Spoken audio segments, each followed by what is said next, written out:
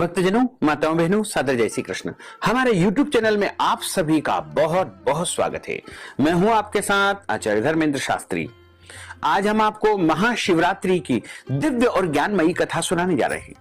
इस कथा को अंत तक सुनिएगा और सुनने के बाद अधिक से अधिक लोगों को शेयर भी कर दीजिएगा। तो सबसे पहले आपको और आपके पूरे परिवार को महाशिवरात्रि महापर्व की बहुत बहुत शुभकामनाएं और बधाइयां। बाबा भोलेनाथ एवं माता पार्वती जी का भरपूर आशीर्वाद आप सभी के जीवन पर सदैव बना रहे। आप सभी सुखी रहें, स्वस्थ रहें, व्यस्त रहें, मस्त रहें, निरंतर उन्नति तथा प्रगति को प्राप्त करते रहें। सभी से अनुरोध है कि इस ज्ञानवर्धक वीडियो को अंत तक देखें और देखने के बाद, सुनने के बाद अधिक से अधिक लोगों को शेयर भी कर दीजिएगा, ताकि सभी सनातन धर्म को मानने वाले भक्तजन, माताएं, बहनें इसको सुन करके भगवान भोलेनाथ की कृपा को प्राप्त कर सके। फाल्गुन मास के कृष्ण पक्ष की चतुर्दशी तिथि को महाशिवरात्रि का महापर्व मनाया जाता है। इस दिन भोले बाबा की पूजा अर्चना करने से भक्तों को मनचाहा फल प्राप्त होगा। सत्य ही शिव है और शिव ही सुंदर है, तभी तो भगवान आशुतोष को सत्यम शिवम सुंदरम कहा जाता है। भगवान शिव जी की महिमा अपरंपार है। भोलेनाथ को भंडारी कहा गया है और जितने भी देवी देवता हैं उनमें सबसे जल्दी प्रसन्न होने वाले यदि कोई देवता है तो वो भोलेनाथ है। और भोलेनाथ को प्रसन्न करने का सबसे बड़ा जो महापर्व है वो महाशिवरात्रि है, जिसे चतुर्दशी तिथि युक्त फाल्गुन मास के कृष्ण पक्ष की चतुर्दशी तिथि को ही मनाया जाता है। श्री शिव महापुराण में बताया गया है कि महाशिवरात्रि का जो महापर्व है वो सबसे बड़ा पर्व माना गया है और इस दिन भोलेनाथ अत्यधिक प्रसन्न अवस्था में रहते हैं। फाल्गुन कृष्ण चतुर्दश्या मादिदेवो महानिशि शिवलिंग तयोद्भूत कोटि सूर्य समप्रभ। ईशान संहिता में बताया गया है कि फाल्गुन मास की कृष्ण पक्ष की चतुर्दशी की रात्रि में आदिदेव भगवान शिव करोड़ों सूर्य के समान प्रभाव वाले शिवलिंग रूप में प्रकट हुए थे। सृष्टि की शुरुआत में इसी दिन आधी रात में भगवान शिव का निराकार से साकार रूप में ब्रह्म से रुद्र के रूप में अवतरण हुआ था। प्रलय की बेला में इसी दिन प्रदोष के समय भगवान शिव तांडव करते हुए ब्रह्मांड को तीसरे नेत्र की ज्वाला से भस्म कर देते हैं। इसलिए इसे महाशिवरात्रि या जल रात्रि के नाम से भी जाना जाता है। महाशिवरात्रि पर्व की विशेषता है कि सनातन धर्म के सभी भक्त इस त्योहार को बड़े धूमधाम से मनाते हैं। महाशिवरात्रि के दिन भक्त जप करते हैं, तप करते हैं, व्रत रखते हैं और इस दिन भगवान शिव के शिवलिंग स्वरूप का अभिषेक तथा दर्शन करते हैं। इस दिन पवित्र जल से भोलेनाथ का रुद्राभिषेक किया जाता है। शिव मंदिर, शिवालय में बेलपत्र, धतूरा, दूध, दही, पंचामृत, शक्कर आदि से शिव जी का अभिषेक, पूजन अर्चन किया जाता है। प्रत्येक जगह महाशिवरात्रि को एक महोत्सव के रूप में मनाया जाता है, क्योंकि इस दिन देवों के देव महादेव का विवाह माता पार्वती जी के साथ संपन्न हुआ था। हमारे धर्म शास्त्रों में ऐसा बताया गया है कि महाशिवरात्रि का व्रत करने वाले साधक को मोक्ष की प्राप्ति होती है। संसार में रहते हुए मनुष्य का कल्याण करने वाला व्रत महाशिवरात्रि है।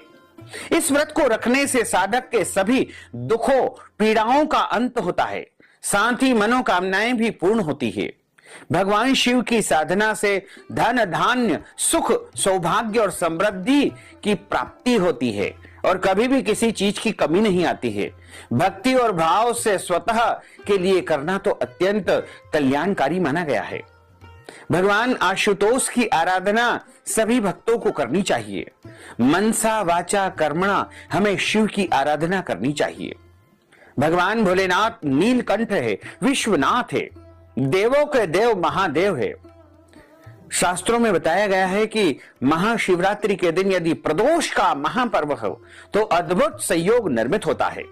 शास्त्रों में प्रदोष काल यानी सूर्यास्त होने के बाद रात्रि होने के मध्य की अवधि, मतलब सूर्यास्त होने के बाद के 2 घंटे 24 मिनट की अवधि प्रदोष काल कहलाती है। इसी समय भगवान आशुतोष प्रसन्न मुद्रा में नृत्य करते हैं। इसी समय सर्वजन प्रिय भगवान शिव और माता पार्वती का विवाह संपन्न हुआ था। प्रदोष काल में शिव पूजा या शिवरात्रि में औघड़दानी भगवान शिव का जागरण करना चाहिए, जिससे मनुष्य के जीवन के सारे पाप कट जाते हैं। हमारे सनातन धर्म में 12 ज्योतिर्लिंगों का वर्णन कहा गया है। प्रदोष काल में महाशिवरात्रि तिथि में ही सभी ज्योतिर्लिंग का प्रादुर्भाव हुआ था। पंचांग के अनुसार वैसे तो प्रत्येक महीने के कृष्ण पक्ष की चतुर्दशी तिथि को मासिक शिवरात्रि मनाई जाती है, लेकिन फाल्गुन माह के कृष्ण पक्ष में जो चतुर्दशी आती है उसे महाशिवरात्रि के रूप में मनाया जाता है। महाशिवरात्रि वर्ष में एक बार आती है, लेकिन शिवरात्रि प्रत्येक महीने में आती है।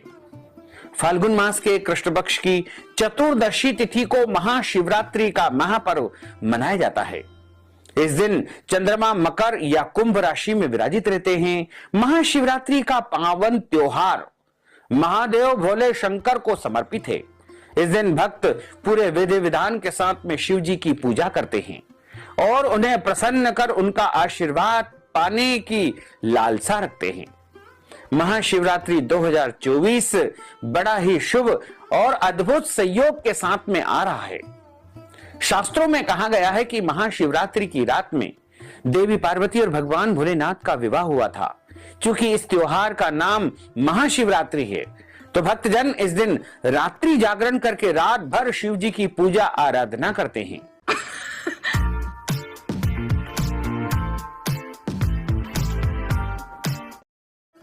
महाशिवरात्रि के दिन भगवान शिव और देवी पार्वती की पूजा के साथ साथ व्रत रखा जाता है।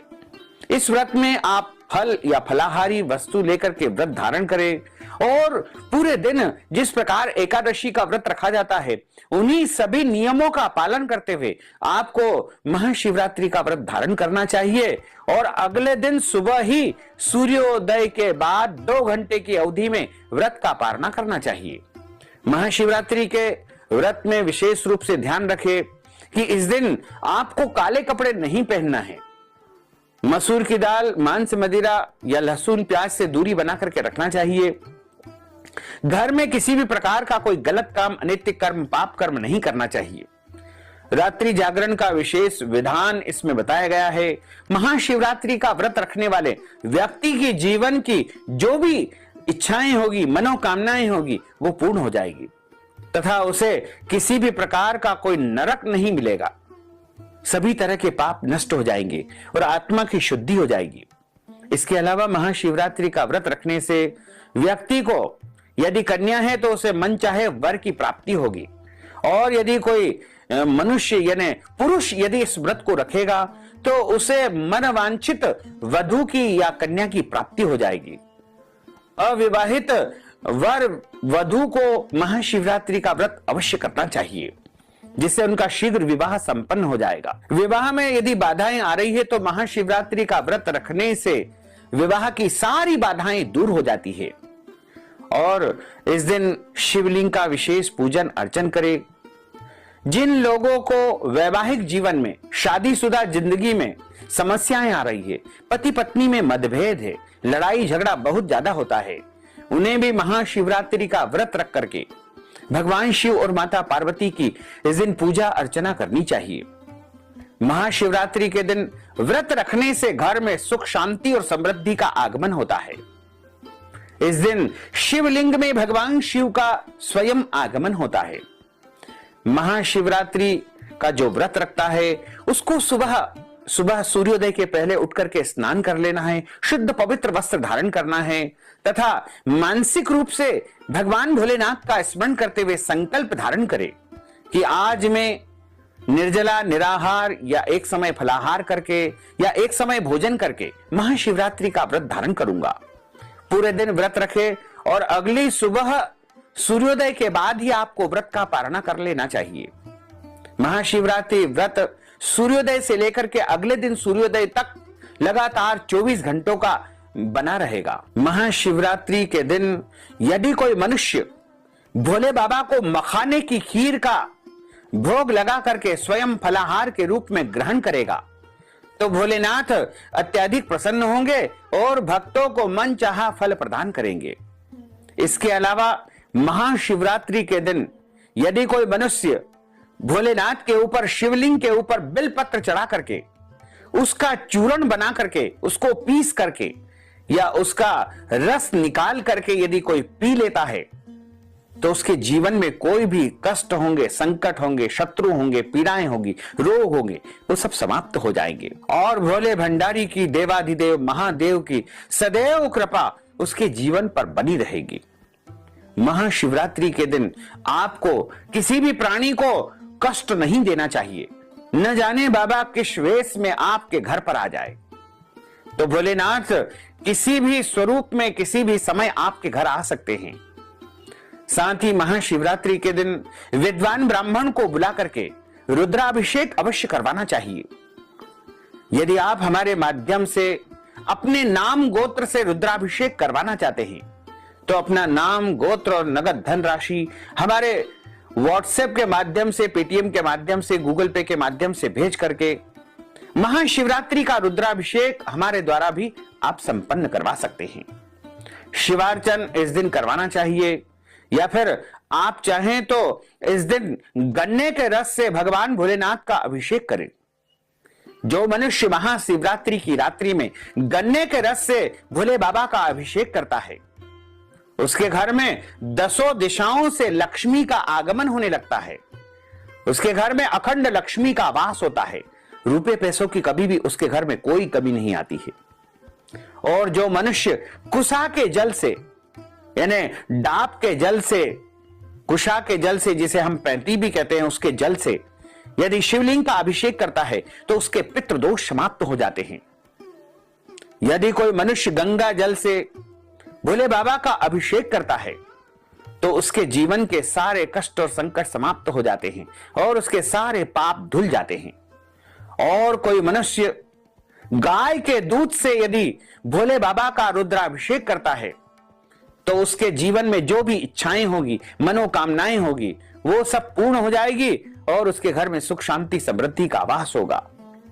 और यदि कोई मनुष्य महाशिवरात्रि की रात में सरसों के तेल से शिवलिंग का अभिषेक करता है, उसके जीवन में यदि कोई शत्रु होंगे, रोग होंगे, तो वो समाप्त हो जाएंगे। लेकिन ध्यान रखें, सरसों के तेल से अभिषेक करने के बाद आपको गाय के दूध से भी अभिषेक करना अनिवार्य होगा। यदि आप स्वयं अपने माध्यम से घर में पूजन अर्चन करना चाहते हैं तो शिवलिंग को एक पात्र में विराजित कर ले और 4 बार जल चढ़ाएं, फिर दूध से स्नान कराएं, फिर शुद्ध जल चढ़ाएं, फिर दही चढ़ाएं, फिर शुद्ध जल से स्नान कराएं, फिर घी से स्नान कराएं, फिर शुद्ध जल से स्नान कराएं।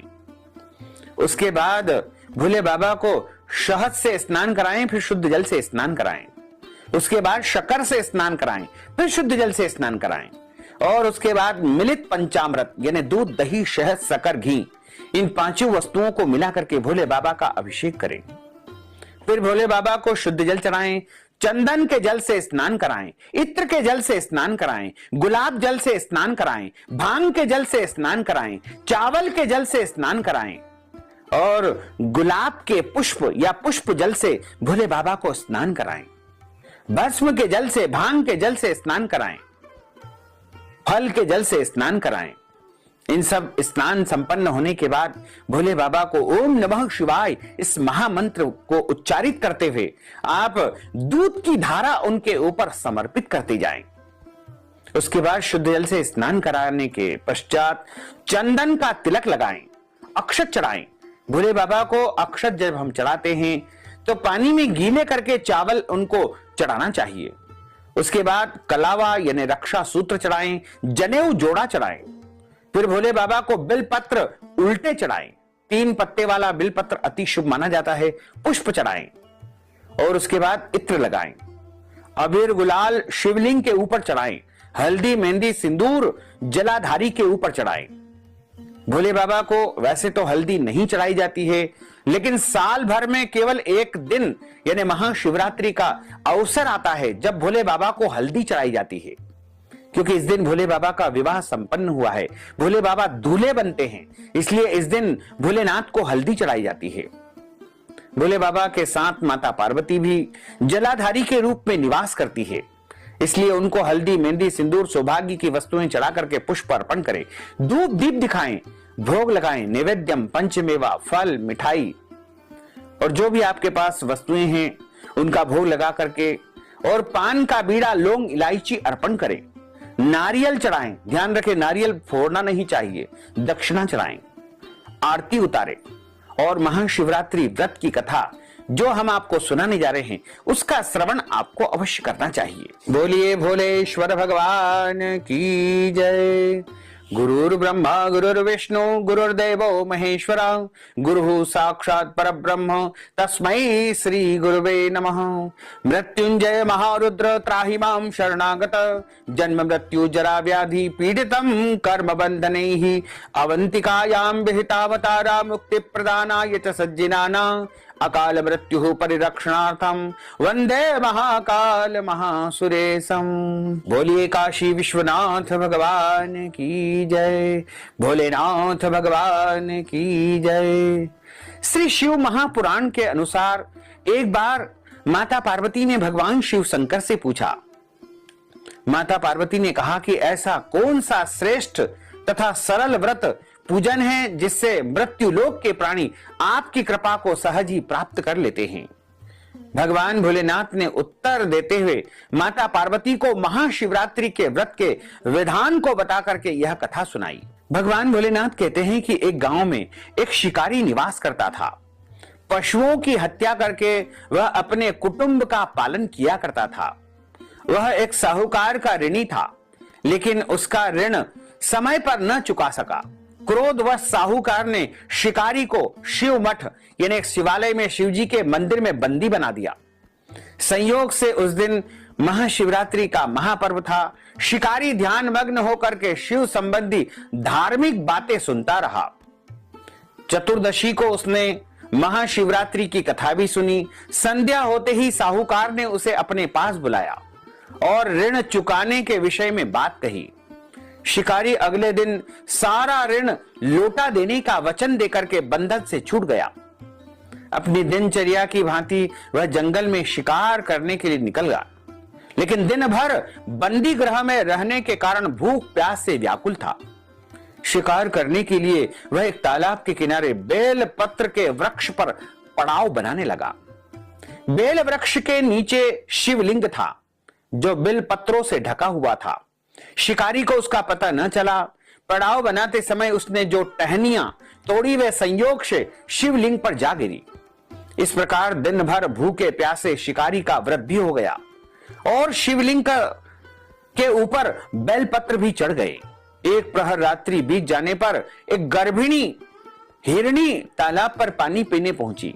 शिकारी ने धनुष पर तीर चढ़ाकर ज्यों ही प्रत्यंचा खींची, मृगी बोली कि मैं गर्भिणी हूं, शीघ्र ही प्रसव करूंगी। तुम एक साथ दो जीवों की हत्या करोगे, जो ठीक नहीं होगा। मैं अपने बच्चे को जन्म देकर के शीघ्र ही तुम्हारे सामने प्रस्तुत हो जाऊंगी, तब तुम मुझे मार देना। शिकारी ने प्रत्यंचा ढीली कर ली और मृगी झाड़ियों में लुप्त हो गई। कुछ ही देर बाद एक और मृगी उधर से निकली। शिकारी की प्रसन्नता का ठिकाना न रहा। समीप आने पर उसने धनुष पर बाण चढ़ाया। तब उसे देख करके हिरणी ने विनम्रता पूर्वक निवेदन किया कि हे पार्थी, मैं थोड़ी देर पहले ही ऋतु से निवृत्त हुई हूं, कामातुर विहरणी हूं, अपने प्रिय की खोज में भटक रही हूं। मैं अपने पति से मिलकर शीघ्र ही तुम्हारे पास आ जाऊंगी। शिकारी ने उसे भी जाने दिया। 2 बार शिकार को खो करके उसका माथा ठनक गया। वह चिंता में पड़ गया। रात्रि का आखिरी प्रहर बीत रहा था, तभी एक अन्य हिरणी अपने बच्चों के साथ उधर से निकली। शिकारी के लिए यह एक स्वर्णिम अच्छा अवसर था। उसने धनुष पर तीर चढ़ाने में देर न लगाई।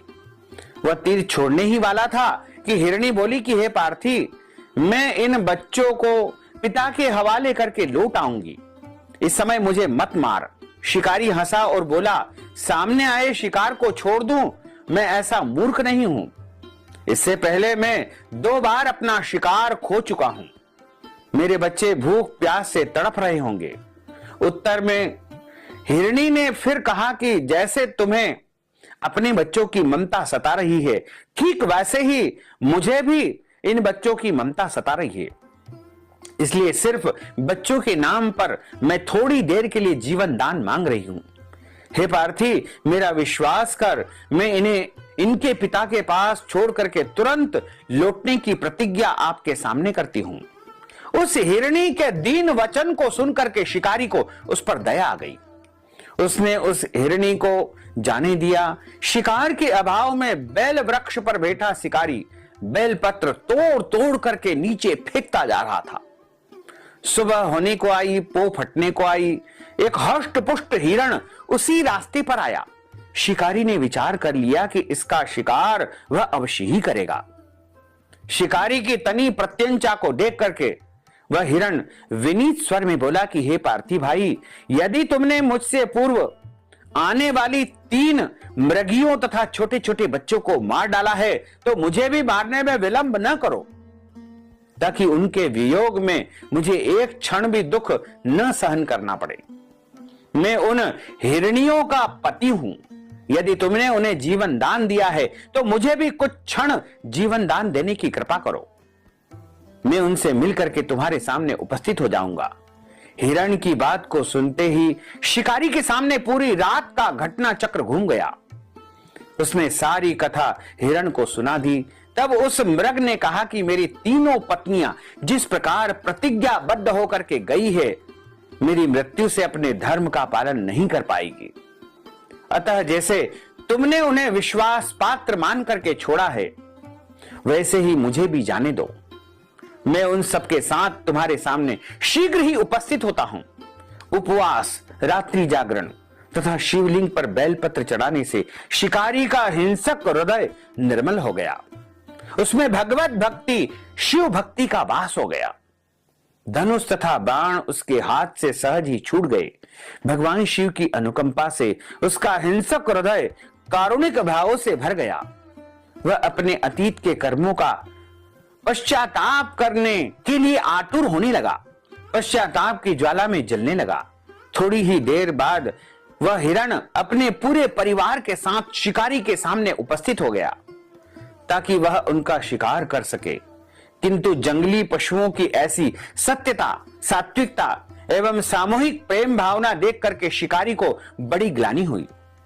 उसके नेत्रों से आंसुओं की झड़ी लग गई।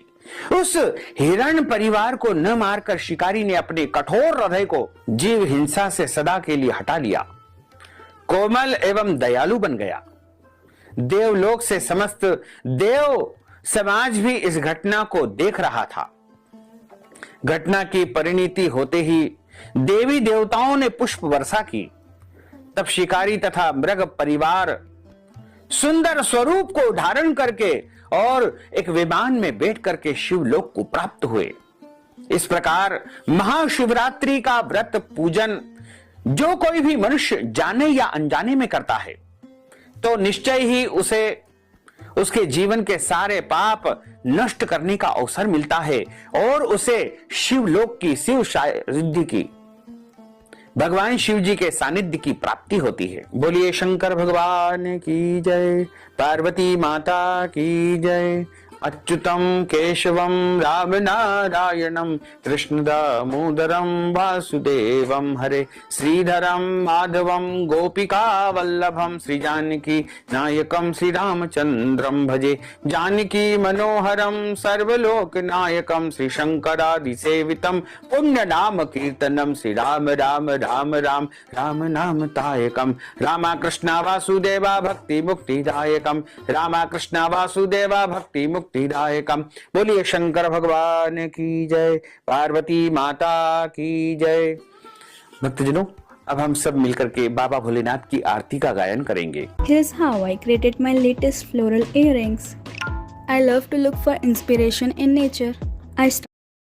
ओम जय शिव ओंकारा, भोले हर शिव ओंकारा, ब्रह्मा विष्णु सदा शिव, भोले भोलेनाथ महादेव, अर्धांगी धारा, ओम हर हर हर महादेव, एकानन चतुरानन पंचानन राजे, भोले पंचानन राजे, हंसासन गरुड़ासन, हंसासन गरुड़ासन, वृषवाहन मन साजे। ओम हर हर हर महादेव। दो भुज चार चतुर्भुज दश भुज ते सोहे, बोले दश भुज ते सोहे। तीनों रूप निरखता त्रिभुवन रूप निरखता, त्रिभुवन जन मोहे। ओम हर हर हर महादेव। अक्षमाला वनमाला मुंडमाला धारी, बोले मुंडमाला धारी। चंदन मृगमद सोहे, चंदन मृगमद सोहे, भोले शुभकारी। ओम हर हर हर महादेव। श्वेतांबर पीतांबर भागांबर अंगे, बोले भागांबर अंगे। सनकादिक ब्रह्मादिक, सनकादिक ब्रह्मादिक भूतादिक संगे। ओम हर हर हर महादेव। कर के मध्य कमंडल चक्र त्रिशूल धरता, बोले चक्र त्रिशूल धरता। जग करता जग हरता, जग पालन करता। ओम हर हर हर महादेव। ब्रह्मा विष्णु सदा शिव जानत अविवेका, बोले जानत अविवेका। प्रणवाक्षर के मध्य ओमाक्षर के मध्य, ये तीनों एका। ओम हर हर हर महादेव। त्रिगुण स्वामी की आरती जो कोई नर गावे, बोले जो कोई नर गावे। कहत शिवानंद स्वामी जपत हर हर स्वामी, मन वांछित फल पावे। ओम हर हर हर महादेव। जय शिव ओमकारा, भोले हर शिव ओमकारा। बोले पार्वती का प्यारा, बोले ऊपर जलधारा। बोले पीबत भंग प्याला, बोले ओढ़त मृग छाला। बोले बस रमने वाला। ब्रह्मा विष्णु सदा शिव, भोले भोलेनाथ महादेव। हरधांगी धारा। ओम हर हर हर महादेव। कर्पूर गौरम करुणावतारम संसार सारम भुजगेंद्रहारम सदा वसंतम हृदयारविंदे भवम भवानी सहितम नमामि। मंदार मालांकुलितालकाय कपाल मालांकित शेखराय दिव्यांबराय दिगंबराय नमः शिवाय नमः शिवाय। आरतिक्यम समर्पयामि नमो नमः। बोले शंकर भगवान की जय, पार्वती माता की जय, गजानन गणपति भगवान की जय, नागराज भगवान की जय, कार्तिक भगवान की जय, नंदीश्वर भगवान की जय। धर्म की जय हो, अधर्म का नाश हो, प्राणियों में सद्भावना हो, विश्व का कल्याण हो। सनातन धर्म की जय हो, गौ माता की जय हो, नगर बस्ती की जय हो। आज के आनंद की जय हो, कल के आनंद की जय हो, परसों के आनंद की जय हो, बरसों बरसों के आनंद की जय हो। नमः पार्वती पते। हर हर महादेव। हर काल हर कंटक हर दुख हर दारिद्र हर आनंद की लहर कर। भक्तजनों, माताओं, बहनों, आप सभी से अनुरोध है कि हमारे इस ज्ञानवर्धक वीडियो को आप अधिक से अधिक लोगों को शेयर करें। और यदि महाशिवरात्रि के निमित्त आप पूजन पाठ अनुष्ठान या फिर रुद्राभिषेक करवाना चाहते हैं, शिवार्चना